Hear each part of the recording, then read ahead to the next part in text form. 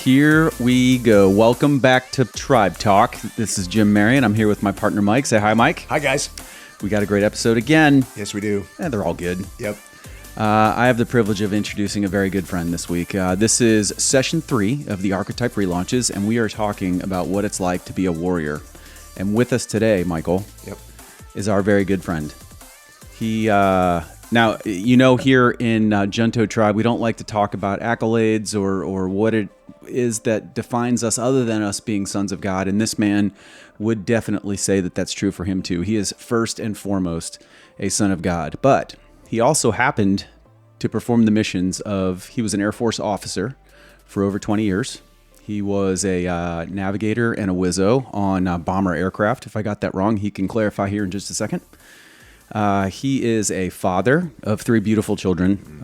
His daughter Elise is exceptional, and he has twin boys, Corbin and Garrison. Most importantly, he married the love of his life. You and I know this woman. Yeah, she's amazing. Allison. Yep. She is incredible, and congratulations to you, my friend. Thank you. Ladies and gentlemen, I give you Justin, our emotional support lemur, LeMire. Welcome, Justin. Glad to be Wait here. a minute. Who's Justin? Yeah. I still don't know his first name, really. I don't know his first name. It said it here on the list, so I read this it. whole time I thought his name was Lemur, so I don't know. True. So Lemur. There's like those that have met me as Justin, probably from my way back past, or family members, and then they don't really understand the whole Lemur thing. And then there's people who've only met me as Lemur, and they're like, "Your first name's Justin? I didn't know that." You know? Well, so the real question is, what does your wife call you? You can't say that on the air. Yeah, probably not. If I'm in trouble, I get a lot of "my love." Oh, okay. You know, right. No, I'm just kidding. She doesn't call you Lemur though, does she? No, she doesn't. She calls me Justin. Okay. I even call the Lemire family the Lemurs. Well, Yeah, I think makes everybody it does easy. at this It's point. the Lemur family. yeah, that's right. Good stuff, man. Well, we're really glad to have you. We are going to be talking about what it's like to be a warrior for the kingdom today. And we like to say that there's 3 aspects that you are a warrior in. It's soul, body, and spirit. And so I'll just kick it off with the general question. Lemur, what does it mean to be a warrior to you? Wow. So, for me, I think the ethos and warrior culture is super important, right? And so as men, I think it's ingrained in us to be a protector, right? We go out, for me being in the military and serving and going into combat, it was about protecting troops on the ground. So that's one aspect, right? To me, you're physically a warrior, out there doing the JOB or protecting your wife, your kids, your friends, your fellow combatants,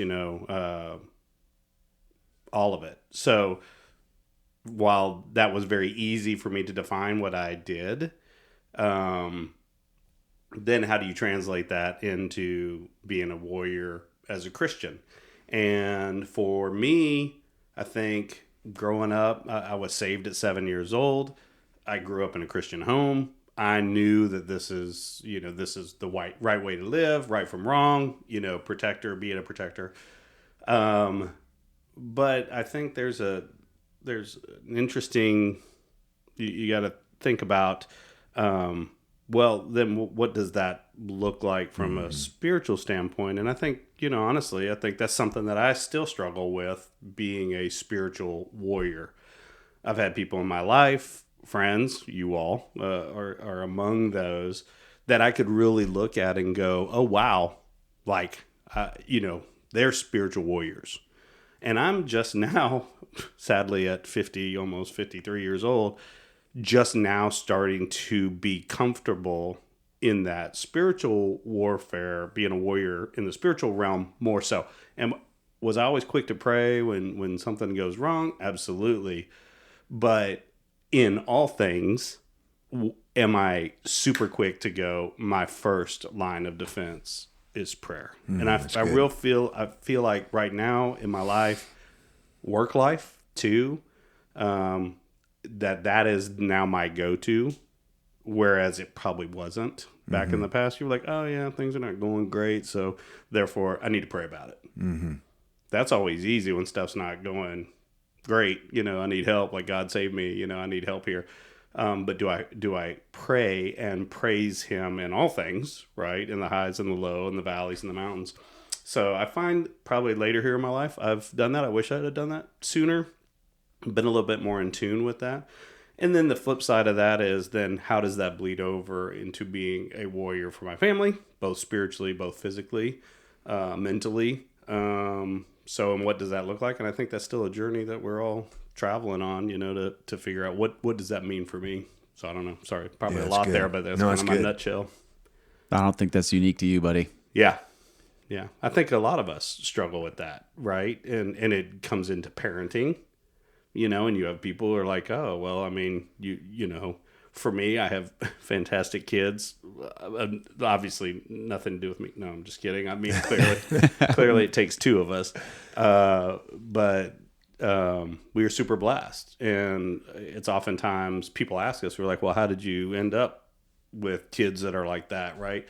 Number one thing for me was integrity. It's integrity first, right? And so we instilled that in our kids very early on. And I think it holds, right? Integrity is do what's right when nobody's watching or asking you to, right? Mm-hmm. And so that carries over into all things. And so the only explanation I can come up with as to why my kids are the way they are is because my wife and I have that Trinity with God, right? And so in our marriage, and so therefore in all things that you do, it's putting Christ first, and all things work together for good, right? Yeah, I just want to share something.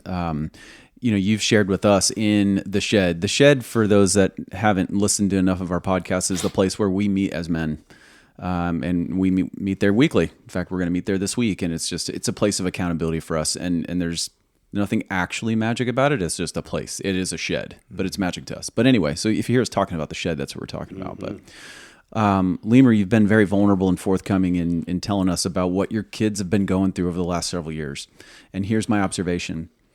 They probably didn't get all those decisions right, but they battled. Mm-hmm. Like, your kids were always willing to step up and battle. Mm-hmm. Where do you think they learned that from?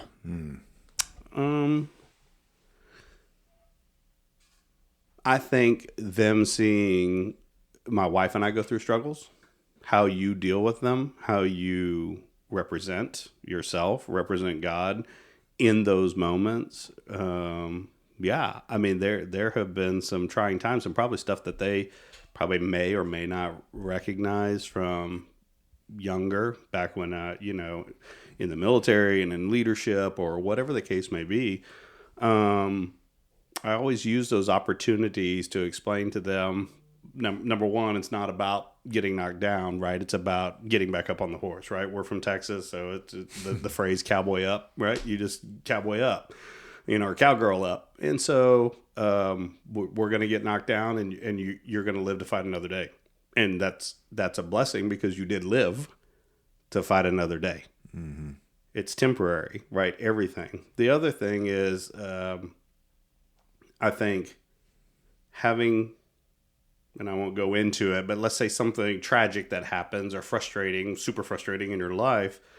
And then when you meet somebody who walks with you through that, but then you have to go back and I have to share that, right? It's the good and the bad, right? My kids can't always see that it's, sunshines and rainbows all the time, right? It's not, right? We still argue, we still fight, we still, but between my wife and I, we love each other, right? That doesn't change my love. Just like when my children mess up, I love them as my child and as the person. I don't love the actions you're doing, and that's what was instilled in me.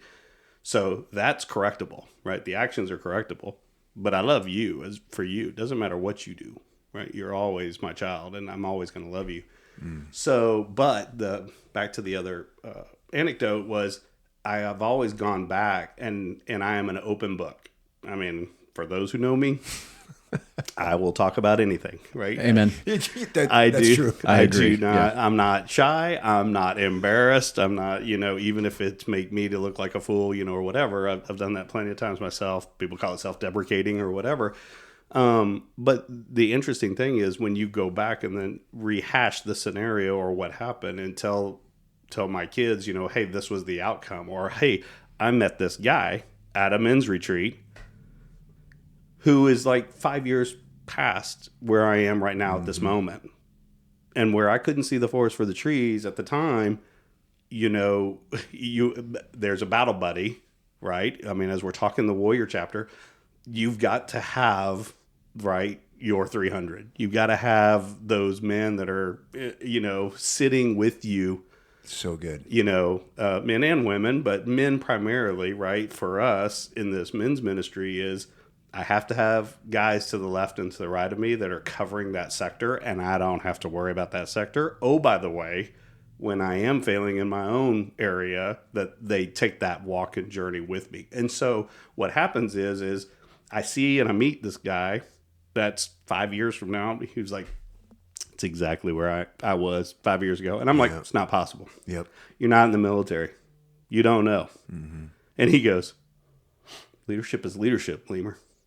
Doesn't matter if you're in the medical career field, you're in the business world, or you're in the military. Leadership is leadership. And I was like, oh my goodness. Yeah, you're right. True. And so he walked with me, right, through this really tough phase. And gosh, I look back now and it was devastating, right? Emotionally, mentally, took a toll, on all of us. And, I was like, there's no way he can relate. And he did. And he was like, it's going to be okay. It's not that big a deal. Like that. I was like, what do you mean it's not that big a deal, And he was right. It really wasn't that big a deal. In the end, at the time, it was a very big deal. And for months, I think. Yeah. So I'd like to, if you don't mind, jump in on this idea, because being for me, and I think everybody here would agree, is that our wives bring something special to that fight. When it comes to protecting the family, protecting different things that we have in our lives, but also for now, we'll probably get to that at some point, but I'd like to talk about that idea of having the 300 along with you, right? Having those guys. And Jim just brought up a minute ago about the shed. And so what we do is I have this shed in my backyard where most of this actually pretty much started. And we commit to a time every Friday to try to meet there and pour into each other.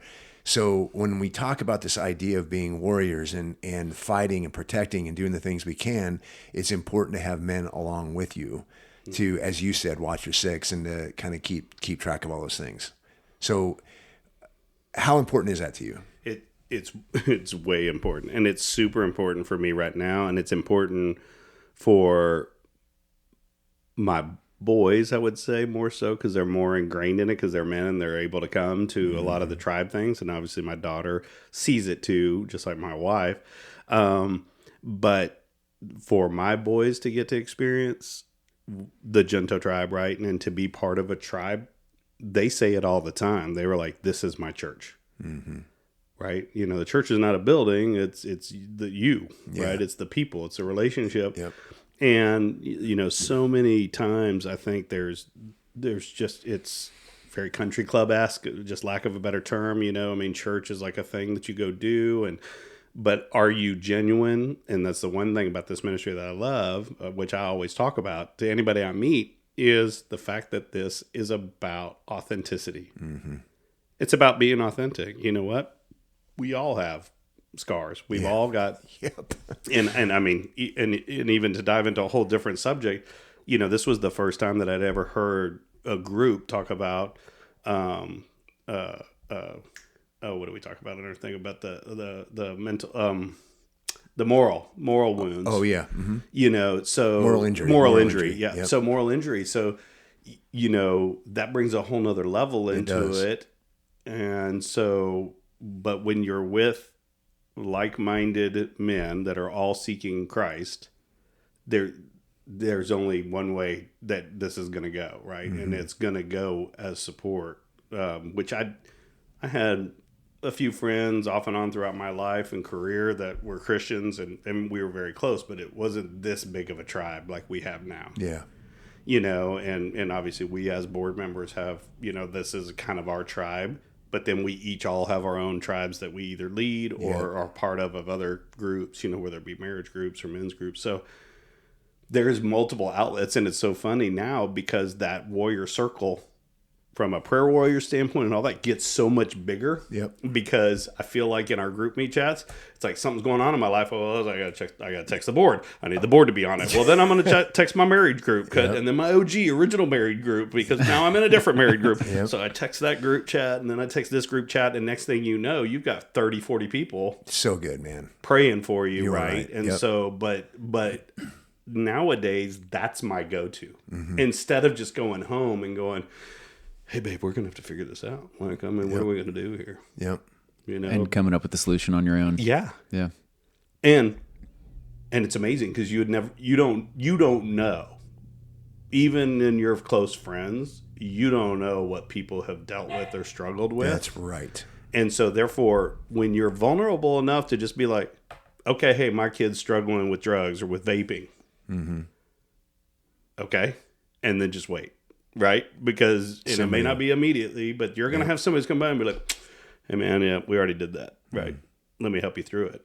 And then the flip side is then when you've gone through it, or even if your kid's gone through it, to me, I was like, that's part of your testimony, right? We've already talked about this. Yes. I mean, we had our boys, the Fight for Family is another one. If you got kids that are struggling with that kind of stuff and peer pressure and all that, my boys and I did a podcast of how we dealt with on the Tribe Talk about how we dealt with one of our sons that was struggling with vaping and being part of that crowd. But it's how do you love the person through it, but how do you fight with them through it? And it takes time.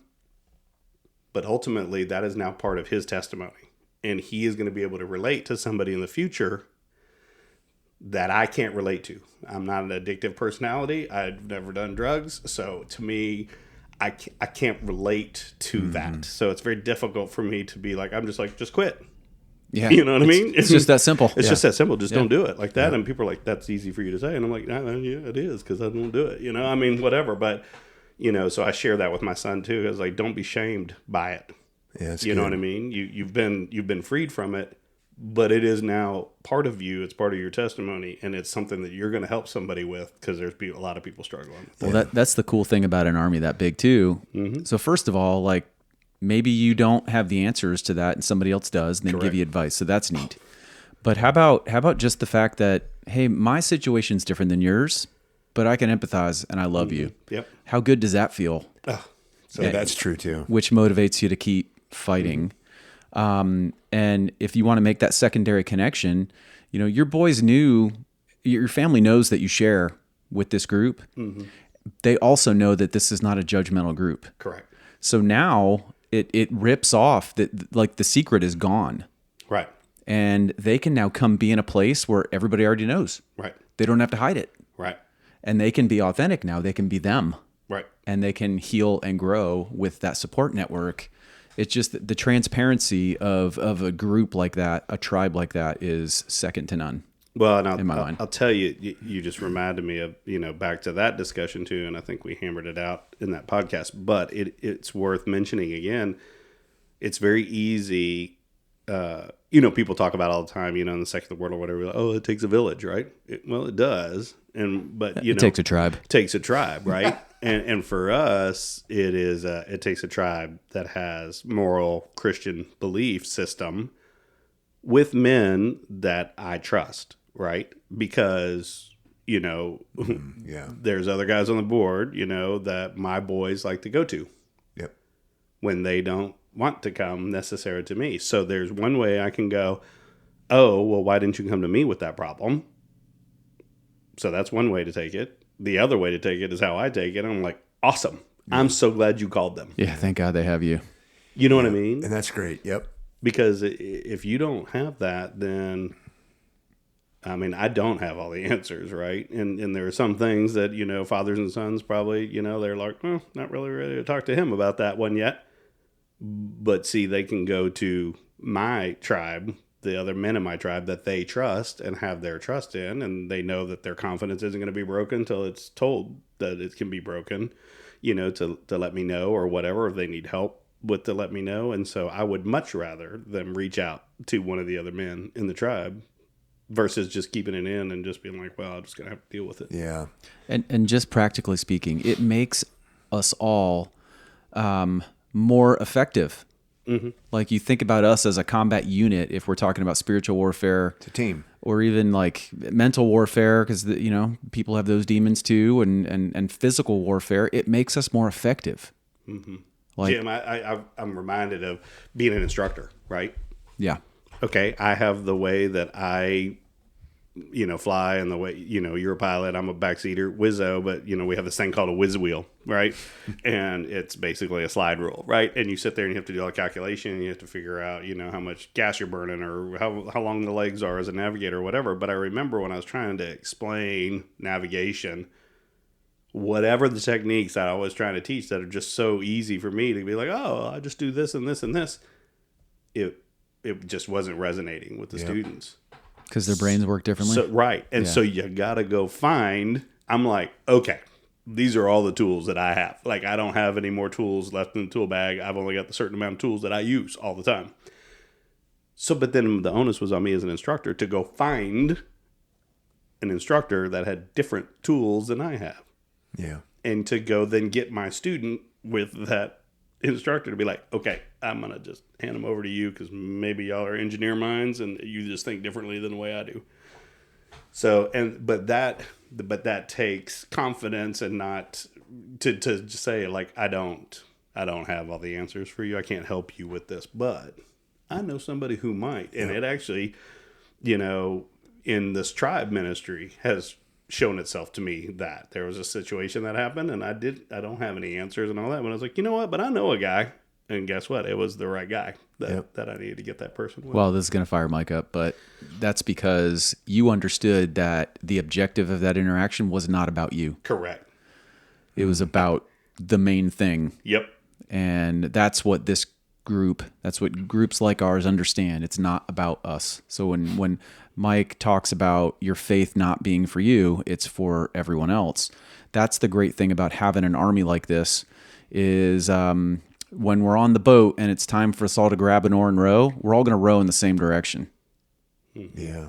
Right? So think about that. If we were to try and pull that oar in the direction we wanted to go rather than the way Jesus wanted us to go, how much less efficient we would be. Yeah. And I think then additionally, we're talking a lot about the spiritual, 300, right? Or our tribe and that kind of stuff. I think what is unique to us here in the Gento tribe too is, in addition to the spiritual warriors, we're all real warriors in our own standpoint, from all walks of life, from business life to, that people are fighting for, whatever it is, right? Military or civilian. And I think that the big draw, especially for young men, is, oh my goodness, like I can be this successful businessman, business giant. I can be super successful warrior in the military, whatever career field. Oh, and I can be a Christian.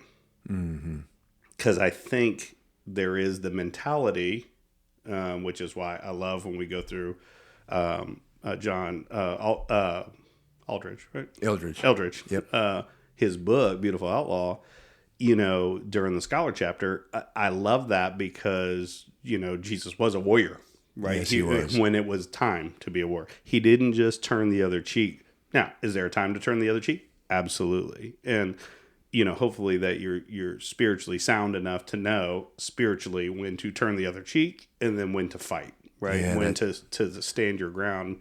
But I think that the draw for the younger men, especially my boys and their high school group, now college group, is the fact that they don't have to be meek. They don't have to be just this, like, yes, what it's like. I'm sorry, but it is what society would think is like, oh, you're just this really loving Christian guy, and you probably aren't going to hurt anybody. Or how the world defines how men should be these days. Yeah.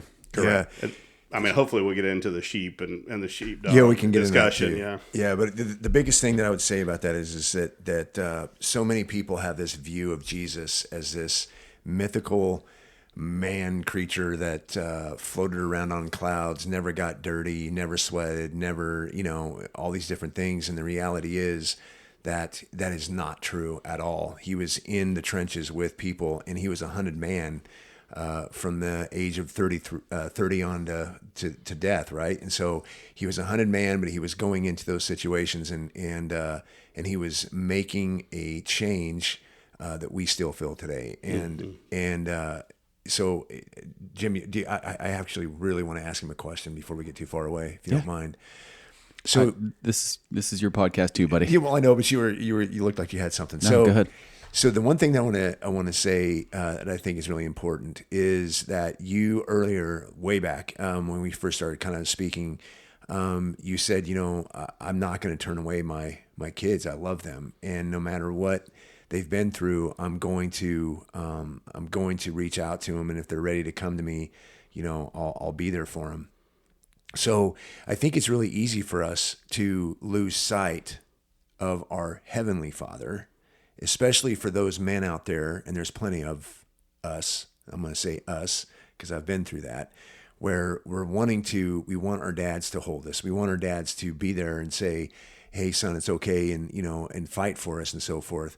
And so we have a tendency to kind of look at God as this, again, a far way out there being that's watching over me and all this kind of stuff. But what do you say to those that need to hear that if I have that sort of love or you said you had that sort of love for your kids, and then we hear that Jesus says that he is love, and so does that mean then that our Heavenly Father has more of a place of love and acceptance in his heart than even us with our own kids? Oh, sure.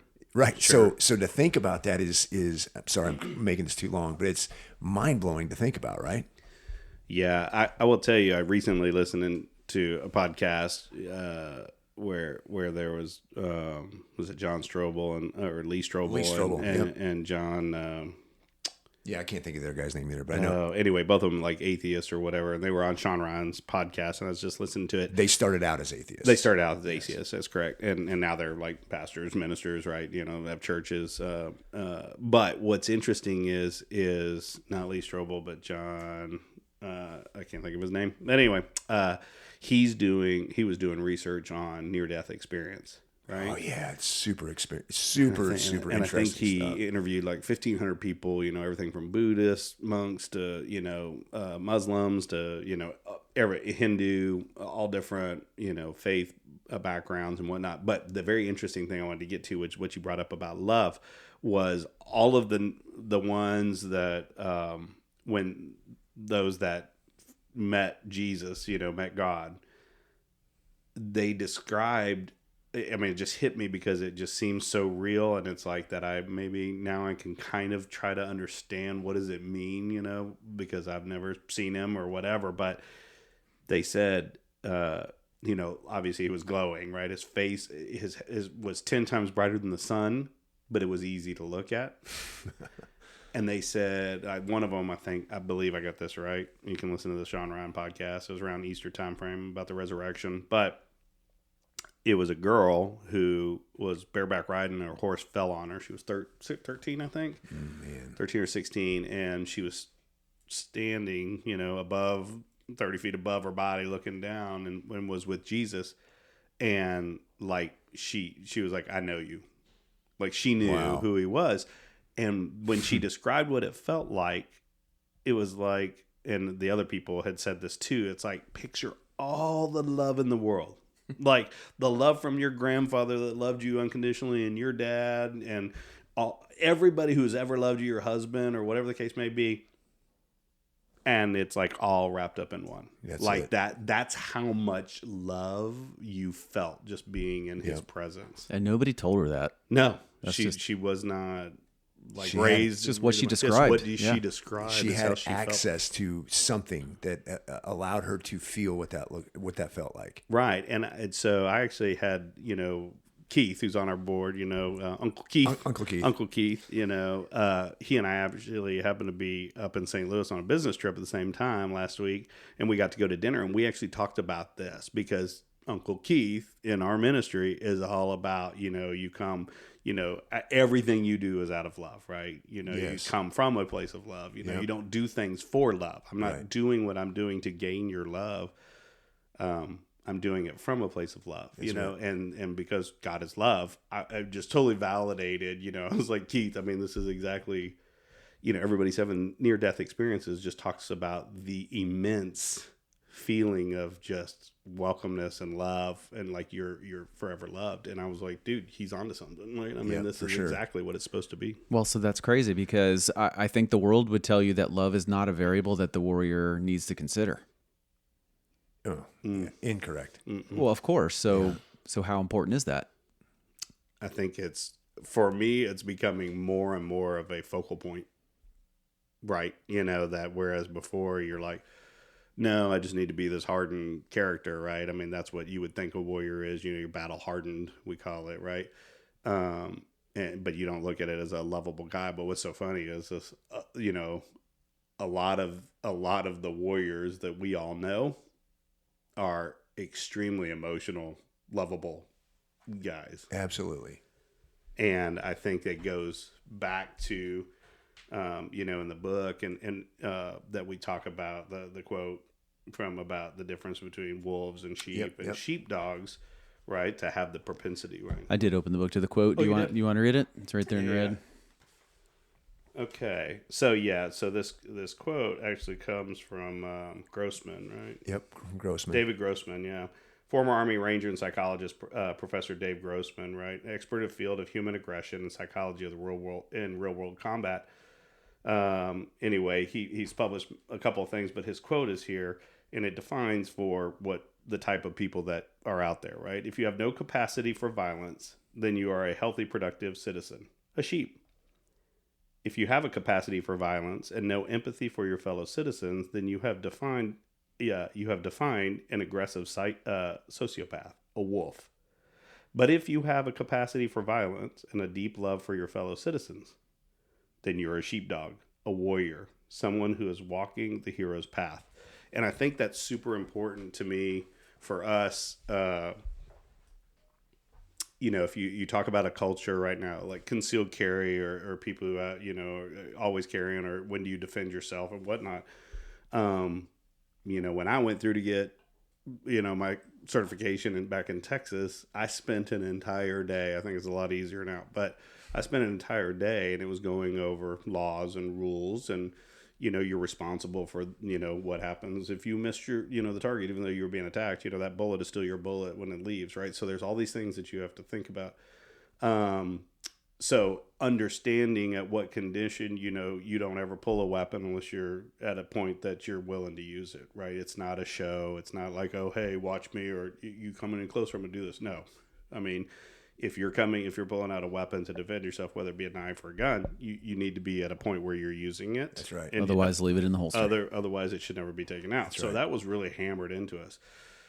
So fast forward, I end up shooting a lot of, back in the day, 3-gun competitions around here in Florida. They do 2-gun a lot. They don't do the 3-gun with shotguns. But, my boys and my daughter started getting interested in it. So then we taught them, how to shoot. And to shoot effectively on the move, it's more combat style shooting, not just standing at a range and shooting. But with that comes a level of responsibility. And I think that then leads into many things in your spiritual walk as a warrior, in your physical walk as a warrior, is the responsibility. That's it, man. Can I jump in? I want to point something out. My dad, who just passed away, he told me a story years and years and years ago. So I grew up in a small farm town. I mean, like in the middle of a cornfield is where I was born. And my dad grew up there as well. And he grew up in another town that was even smaller than my town, which is called Glenville. But anyway, it's all farmland, these little pockets of towns with nothing but milo fields.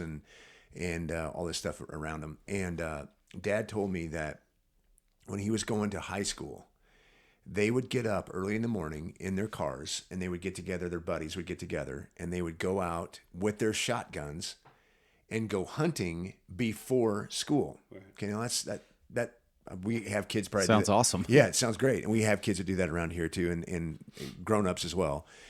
But the point I want to make is that what they would do then is they would leave their guns, their shotguns, in their vehicles, go to school with their cars unlocked in the parking lot, and would go inside and go to school and then leave at night and go home.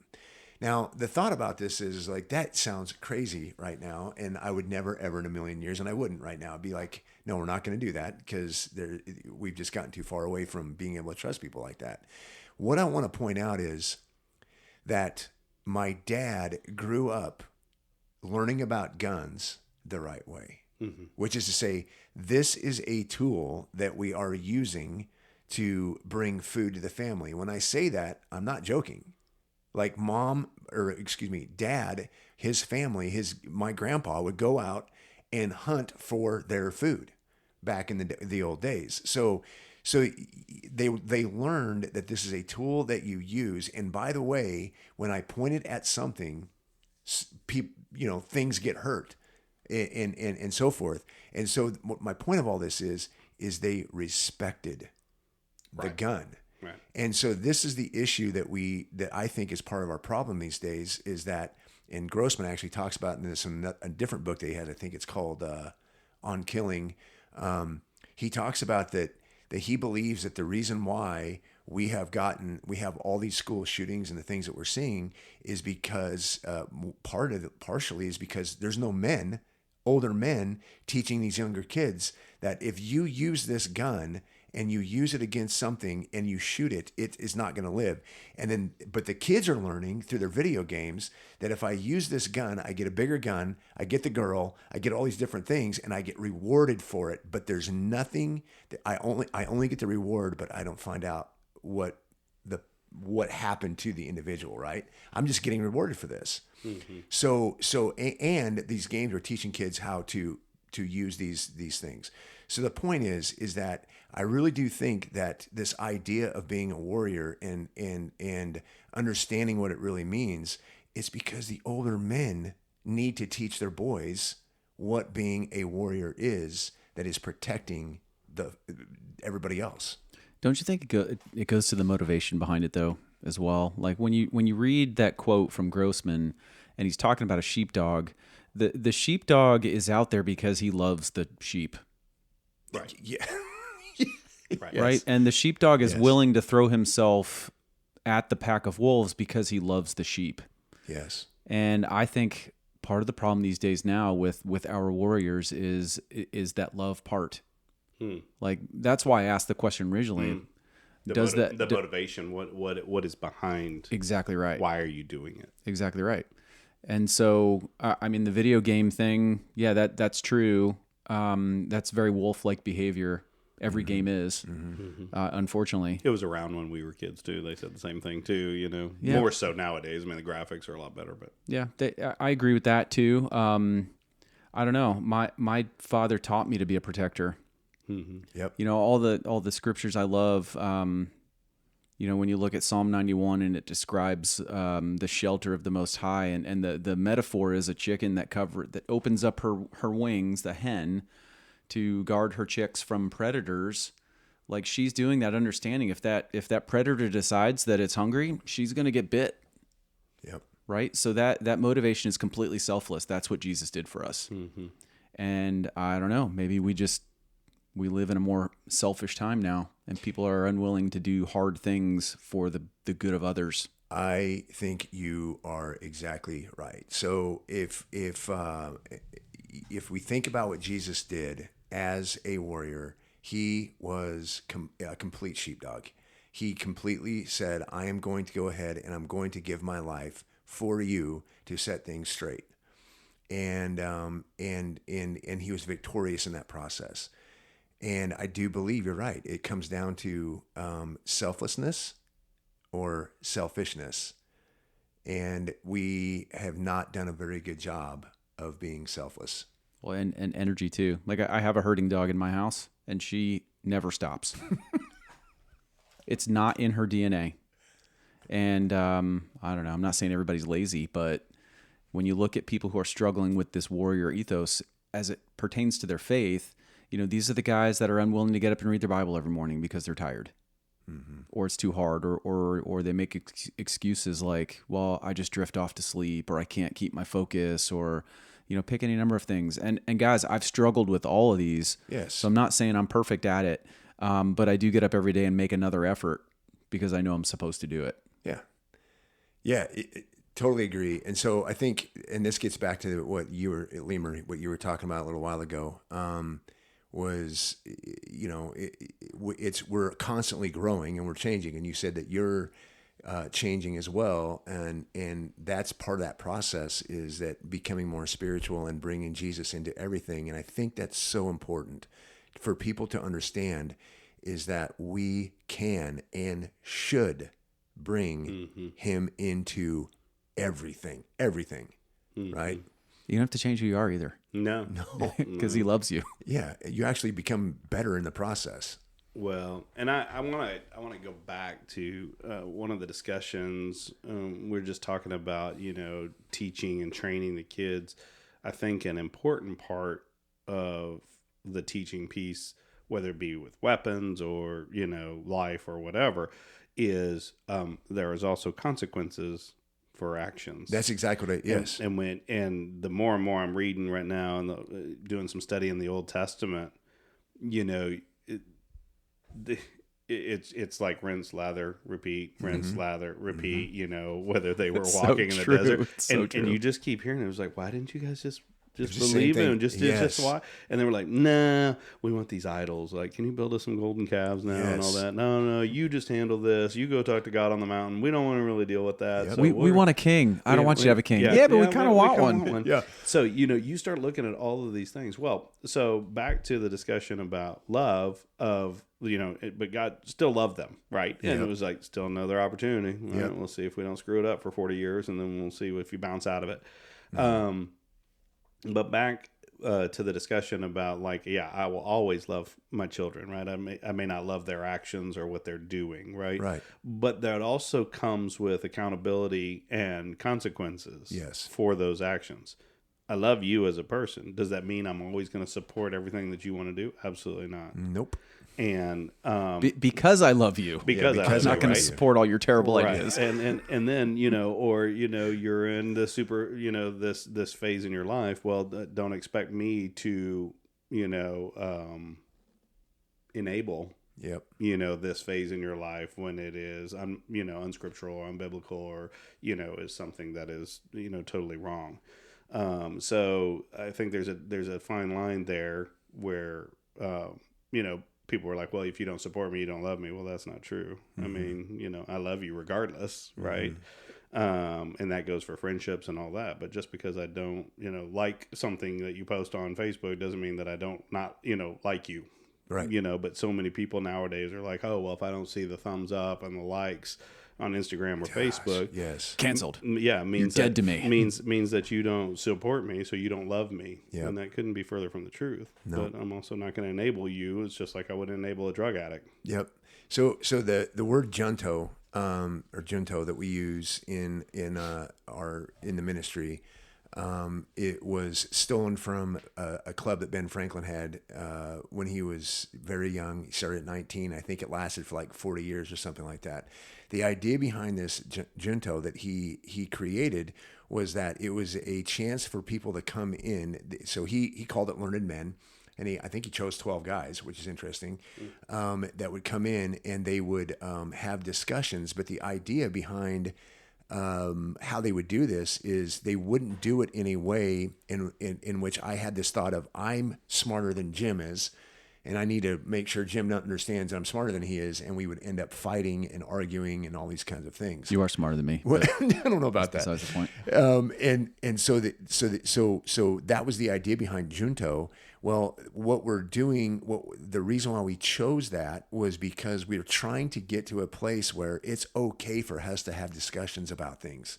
and to not to necessarily argue and say, well, I'm right and you're wrong and you're an idiot and I'm not. It's about, hey, this Jesus character, who is he? Let's try to learn more about him so that we change in that process, and then we actually do something with it. And we are losing that ability, that gift to actually have open discussion about things and not just get hurt really badly and now I hate everyone and I'm just healthy conflict. Yeah. You have to have it. Well, and I think that goes back to, and this to me rolls into the warrior thing, because from a spiritual standpoint, we get into these discussions, and maybe I have a different view than you do. Mm-hmm. And the thing is, the time to have that out is in the shed, right? Yes. So you have a shed that we're going to go and we're going to talk about it. And you know what? I may take some notes and I may go like, well, I don't necessarily agree with that, or I do agree with it, but maybe I need to research that in the Bible, or maybe I need to do my own research on it. But it should be thought provoking, right? Which to me is part of discipline, which is part of growth. Back to then the warrior thing is, it's to me, it's so easy. Let's take guns, right? Because shooting is something that I just like to do as a hobby. Okay, well, what do I have to do to get better, right? And if you shoot 2-gun or 3-gun, it's all about time. You can take as long as you want. Gun malfunctions, jams or whatever. Do you have to switch to your pistol and drop your rifle? Whatever the case may be, the clock doesn't care. The clock is still going. It's how long it takes you to finish. Now, you can choose to run faster and maybe not choose to take certain shots, long shots. So then you take a penalty for not taking a shot at the 200-yard target because you just don't have time and you're not going to sit there and waste ammo for it. But if I want to get better at that, I have to train to that. If I want to be a better pilot, a better Wizzo, I have to train to be better at that, dropping bombs on target, right? And not missing by little versus missing by 50 feet or 100 feet. So that takes practice and technique. But I'm so willing to do that in that area of my life, whether it's my line of work as an aviator, whether it's shooting, fishing, whatever you want to call it. Praying, but we're not as quick to go back to your discussion. Do I choose, because the only time in my day now maybe be between 4 a.m. and 6 a.m. before my workday starts. Ooh, that's really.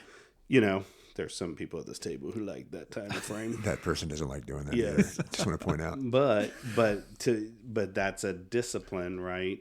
And, I've heard you speak on it and other people that talk about that discipline, but it sets the tone for your day. It's just like Admiral McRaven, right? Talking about, make your bed.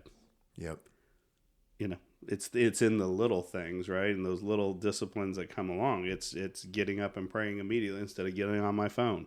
It's immediately getting up and get a cup of coffee, kind of wake up a minute and maybe get in the Word, or just go out and sit and be still and listen for a while, which I know is something you've talked about doing. Yep. So it's in those disciplines of those little things that then ultimately grow you as a warrior, a spiritual warrior, just no different than me going to the range and exercising, grip control and trigger control. Such and all a great that. point. So to me, it's a very easy jump. I don't know that I'm good at it yet, but I want to be, just like I want to be a better, a competitor, whether it's out shooting in a match or whatever. But am I willing to put in the time? So I can sit here all along and say, oh, well, I need to be a better spiritual warrior. Well, I'm surrounded by men who have certain things. So, okay, maybe I'm not the 4 a.m. person. Maybe I'm a 5 a.m. person. Yep. Okay, great. And I've actually like tested God. I mean, I hate to say that word like that, but I mean, I'm just like, all right, God, if I wake up tomorrow before my alarm, I'll get out of bed, and then, and then of course, he'll do it at like 4:30 and I'm like, oh, well, God, that's way too early. Oh, look at you just showing off there, Lord. Yeah. You didn't mean that, but I'm rested. Should I just get out of bed? But one of the interesting things to me, I think I shared with you guys, because I do listen to K-Love quite a bit in my truck. And what's interesting is, I used to be very musically inclined as a drummer. And I used to do praise and worship bands in churches or whatever. And I've always felt closest to God when I'm playing praise and worship music on the drums. I play barefoot, by the way. That's even cooler yet. Yeah, so it used to always freak people out because I'd take my shoes off to play in church, whatever. So I'd always start getting colorful socks just so it'd be funny. I don't know. That might be if you're doing better. That might be pushing things too far. I don't know. Barefoot You know what I drumming. mean? But I mean, it depends what you did before church, yeah, I guess. So, but what's interesting is here recently I've started to track certain songs, and I haven't gone back and like researched all the verses and the choruses to see like, okay, well, where are they in scripture? But if it's like I wake up and I'll wake up with a certain song in my head, and I may not know the name of the song, but it's like it'll be playing in my head and I can like sing, but then I'll have to go find out, on Shazam or whatever, and I have to be like, okay, so like what has these words, in this song, and then I'll be like, oh yeah, and then I listen, pull it up and on Spotify or Apple Music, and then you're like, oh yep, that was the song, and then I get the name and I write it down. So I have this running list of certain songs that I wake up, and so I've often wondered, is that God's way of He's trying to talk to me through these songs, to get me up out of bed, right, and to get going. That's good. So there's no doubt in my mind that God is trying to get our attention. He is trying to speak to us, and I think a lot of, because you were talking about like your phone and all those different things. There's so many things in this world that are distractions that keep us from having that time with Him. And as a human performance specialist, which I've been for 20 some years now, 25 years, I can tell you that human beings do begin to change when they consistently train. And so this idea that so if I'm consistently trying to change and work at it, I get better at it over time. And so it's the same thing spiritually. If I take the time to try to understand how to pray to God, to journal, to read the Bible, over time I will get better at it. And so for me personally, it's gotten to the point now where if I don't do it in the morning, like it bothers me. So and that's not always been the case, right? So that becomes it's just habitual. It's becoming a habit. We can get into that some other time, but the reality is you are changing in the process. You've experienced that though. I mean, I remember 5 years ago when you joined my morning group for the first time, and we got through the very first study, which, by the way, guys, was a complete crap show. All right, we were literally building the airplane as we flew it. It was fun, and we learned a ton, but it was not very organized. And at the end of the year, you look at me and go, "Okay, so what's next?" Right. And I go, "Well, I think you should probably lead a group." You're like, "Nope, definitely not doing that." Mm-mm. And you were like, "I'm not ready." And I go, "Yeah, nobody is ever ready." And I go, I'll tell you what, why don't you just agree to co-lead? Mm-hmm. Remember That's this? exactly what you said. Mm-hmm. And I don't think the time I was going to do it worked for you. Uncle Keith. Was it Keith? Mm-hmm. So we paired you with Uncle Keith. And so just talk about that progression. That it was just one step towards doing something different. Yeah. And look where you are now. Yeah. So what's interesting is most people, anybody who knows me knows I'm not like afraid to talk to anybody. And like on a drop of a dime, could I get up and, give a speech or lead something? Same with this podcast today, or whatever. But, but there was a comfort in knowing I was with somebody, right? So then I was just like, okay, yeah, no, I'm not going to lead a group of guys that I don't know. Right back to your original point. Right. And then it was like, so then there's your warrior buddy, right? Your battle buddy. And so, yeah, Keith was like, hey, man, I'm going to lead this group at like, 6 in the morning, 6:30 or whatever it was. And, you just co-lead with me and, we'll just, and it's nothing more than you're a facilitator. It's like not rocket science, right? The book is the book. And did you read the book? Still scary though. It is. And I didn't want to do it. Well, then, that went for a year. And then the next year, I guess, is when, Mike pulled me into kind of the military group with his Green Beret group. And so we started doing that on Saturdays. And at first I was just like, no. So like the whole first year, I don't think I had to cover very much, maybe a little bit in the springtime, but not much. But then, our kids get older, your kids are getting older. And then like this past year, between volleyball, between both your girls now and one graduating from high school, my boys were off into college. So I had more time and I didn't have really any commitments on a weekend. You got to admire the guts though, Lemur, because that's like, so you were an attack guy, not a not a mobility guy in the Air Force. So as a mobility guy, we're just bus drivers to a bunch of Green Berets. Right. And so for you to jump into the middle of that group, well, and don't forget, I was a lot of prior courage. tanker guy and a recce guy before I went to be a bomber guy. So There you go. all that fear started to come back where I was just a bus driver. Right? yeah. with So an good everyday- on you for being brave, because I know that group's meant a lot to you. Yeah, but I will tell you, it does mean a lot. I love those guys. The first year, I was probably didn't say a whole lot and, interject myself or my thoughts because I was just like, man, I'm around a bunch of like, these guys are like stone cold warriors, and okay, yeah, dropping bombs from 25,000 feet is a little bit different than being on the ground face to face with it. And then this year it just got a little bit easier, and it's like probably because it's like the fifth time I've heard the tribe in the book. So I was like, okay, yeah, I think I could probably lead a discussion on this, or whatever the case may be. But I think stepping out and being willing to do That's it. Good. Yep. I think that has probably what's changed in me this year specifically about boldness that I probably haven't had in my life. And I mean, it's flowed. I mean, just recently, in my work, and just somebody talking to me and I was like, hey, do you mind if I pray for you? Oh, I'd never done that before, Yeah. It's good. Spiritual warfare, winning that battle, buddy. That's awesome. So should we talk about the wives? Yeah. I think the best way to bring up our wives is I got to compliment our guest here with something. Okay. So we started our marriage curriculum together. It was us three and 5 other couples. Yeah. And so here's what you get from Lemur when he discovers something new. His voice goes really, really high. That's right.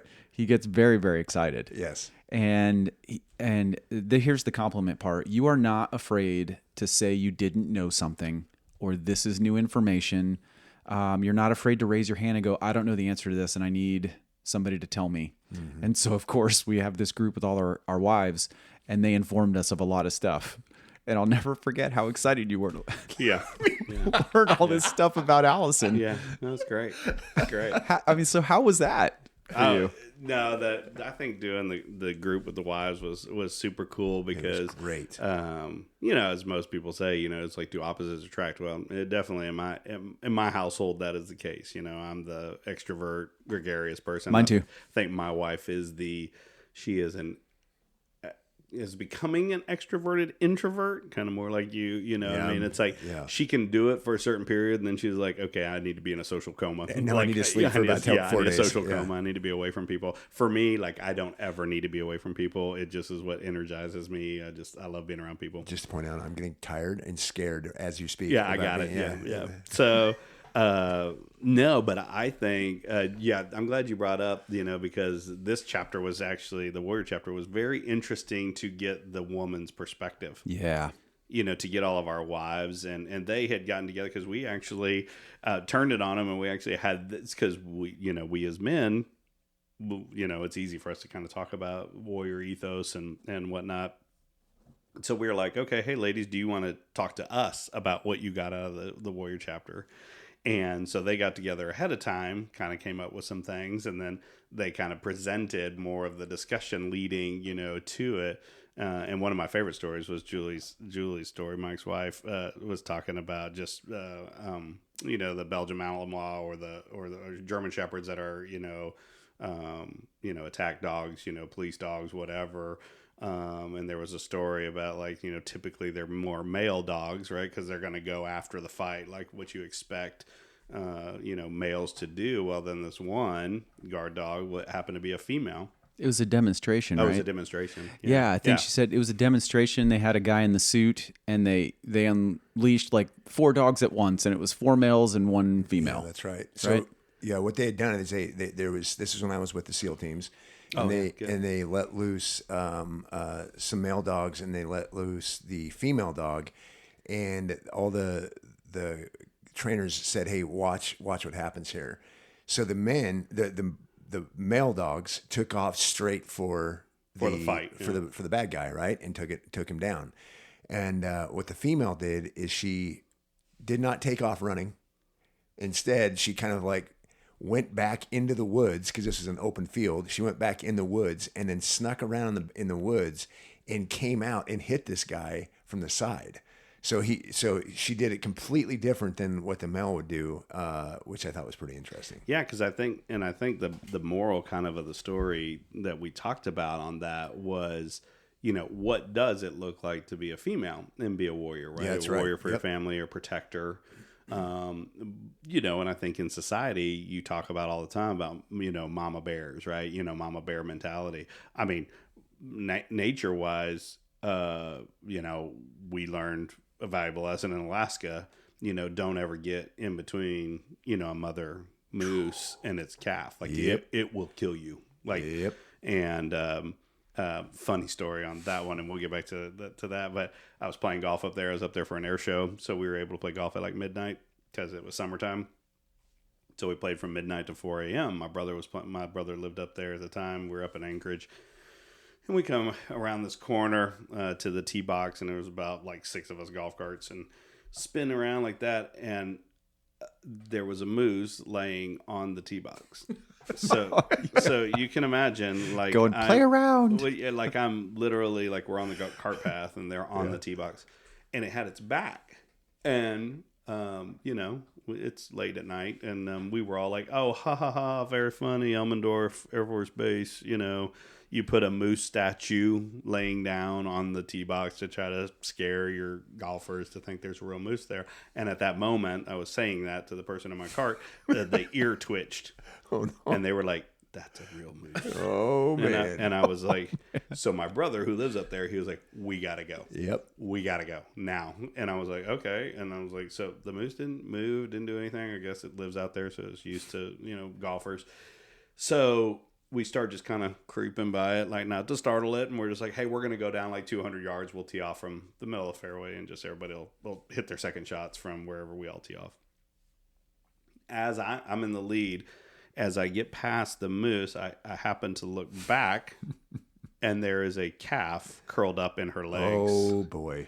Don't make eye contact. And my brother goes, now we really got to go. Yep. Like, we got to go now. Like, and there was 2 people that decided to, because we didn't have like really iPhones back then, decided to get out and then get like a selfie with the moose and the calf with a digital camera. You are but playing having with to death. do it reverse, or whatever the case may be.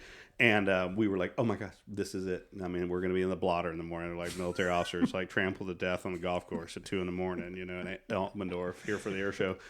Anyway, we all made it. But anyway, so that was my story about but that's a natural thing that you always think about, the mama bear. But anyway, back to the story with these dogs, it was just very interesting that, our wives took it as, their job is to be a protector of like the kids, right? The home. And to do it differently. And they do it differently. Yes. They're not going to run out and charge. They're going to stay back to make sure that when you come and try to attack the home, or you try to attack their children, they're poised and ready to deal with it. So if I could tell a story real quick. When this is years ago, we were going to an event that was at the high school. I think it was Niceville Strong. I think it was like one of the very first ones they ever did.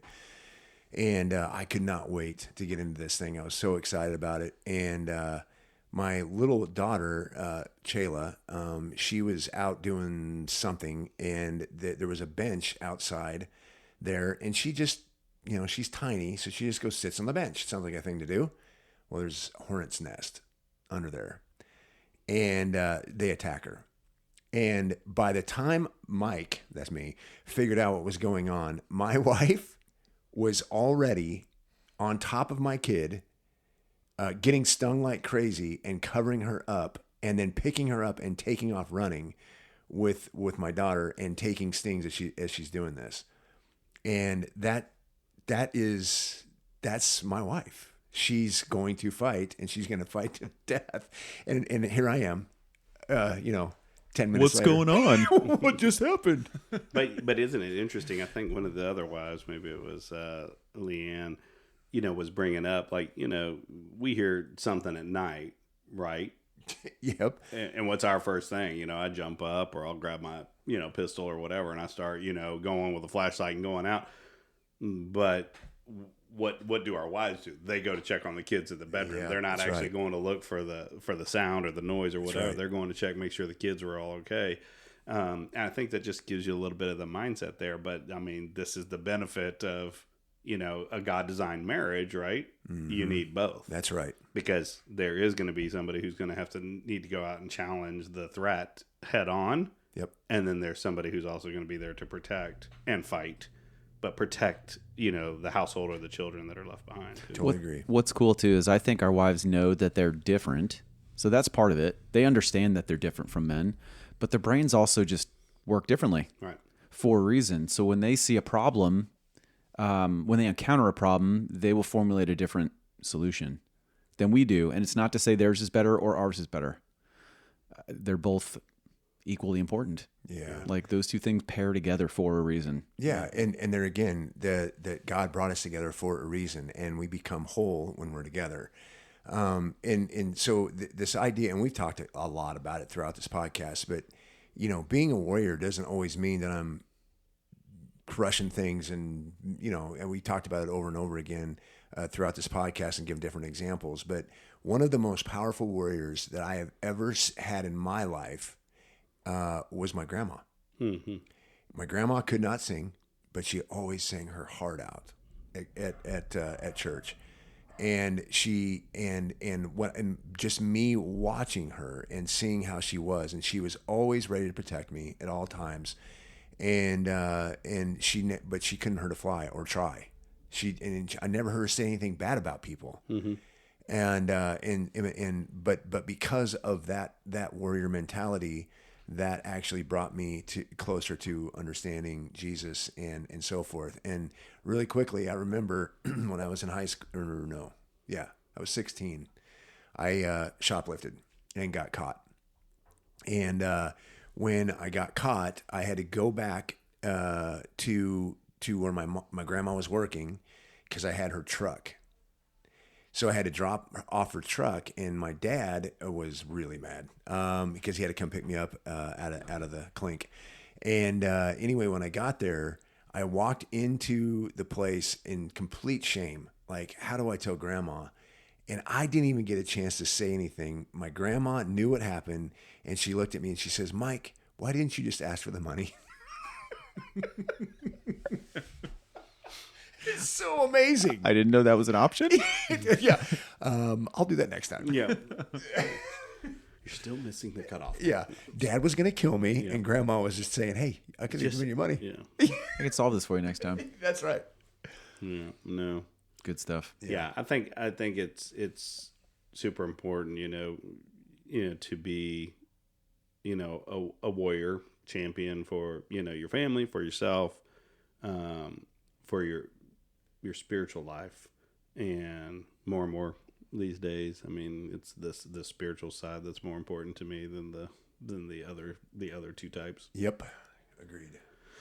Yeah, I feel like running towards danger is natural. Yeah. I mean, that's gonna happen, right? I mean, that's what we're designed to do. That's what I expect to do. And if it costs you your life to lay down your life for your family or your friends, I mean, then that's what happens. And it's weird. Yeah. I don't worry about that side of it, but on the spiritual side, I do think about it a lot. And am I doing enough to be prepared, for that spiritual warfare? That's it, man. Well, I mean, I think we still have a journey in front of us, but our level of effort is where it needs to be. And I always tell my kids, I don't measure how proud I am of you based on the grades that you get. I measure your level of effort. Yep. And I think to an extent, that's how God feels. Otherwise, He wouldn't have had to send His Son to forgive me of my sins, right? But He does want to see that I'm putting forth the effort to, walk towards Him. Yep. But I think that's also by being in a tribe of sorts, whatever that looks like for where you are. I have to. That's where the Holy Spirit conviction comes, because you see other men who are putting forth the effort. It's a little self-correcting, that you realize that, okay, I could probably put forth a little bit more effort than we want to run together, right? Yeah. So, and you don't want to be left behind. So, it's a convicting thing, but it also should be a motivating thing and an inspiration thing to get out there and do more. So. And I'll just say this, and this goes for a lot of the guys in the group that we have, and the men we meet a lot and so forth. But everybody in this group has helped me just learn about how to be a better husband, how to be a better parent, how to be a better everything. And that goes back to your 300 and who's watching your back and who's there with you. So that's how we get stronger and how we get better over time. Yeah. That's how it was designed, boys. Yep, that's it. I'd definitely say, for those who are listening, if you're out there and you haven't found a tribe, then create a tribe, right? Whatever that looks like for you, but find some like-minded men, to get out there that you can, be vulnerable with. It's fight with them, but together, towards a common cause. But it's also being vulnerable enough to bare your soul too, and to know that you're in a safe place of trust and non-judgment.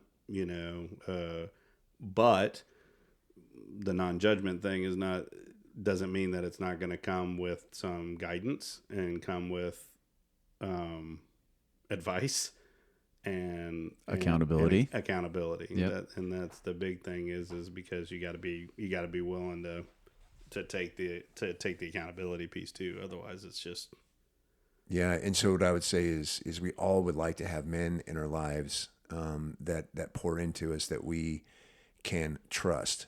But that also means that if we're going to have that, we have to be trustable. Right. So in other words, the things that if I'm building this tribe and I'm around these men and they're helping me grow and I'm being open with them and vulnerable, I also need to let them do the same thing. And that means that information does not go anywhere, right, but with me. Right. Yeah, true.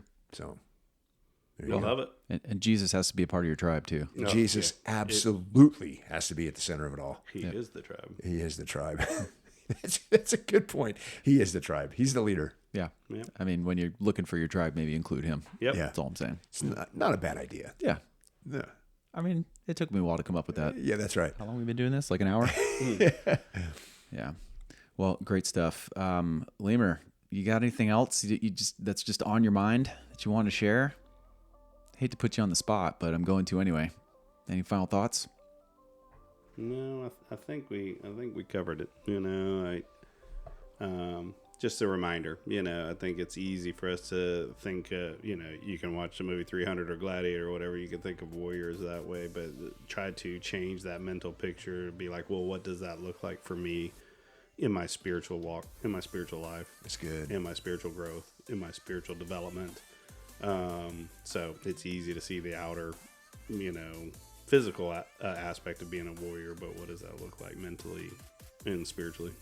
Great. Perfect. Which we're all, it's still a journey. Yep. Awesome. Well, thanks for inviting me. Thanks, man. This was awesome. This was great. Another good episode. Just three bald bearded dudes spitting truth here on Tribe Talk. That's right.